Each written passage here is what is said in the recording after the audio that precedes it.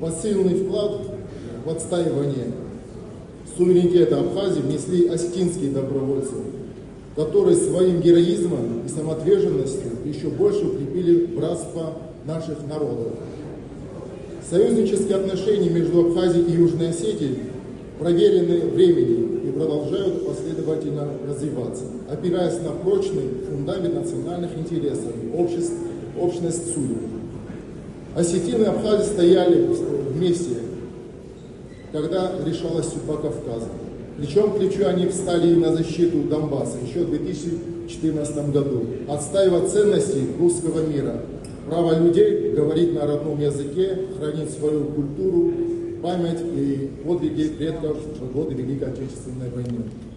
И сегодня, в ходе специальной военной операции, наши добровольцы снова рядом. Не щадя себя, они сражаются за общее будущее, за правду и безопасность наших республик. Союз России, Южная Осетия и Абхазия – это не просто политический союз государств. Мы стоим на одной платформе. Нас объединяют одни и те же духовные ценности и верность историческому выбору.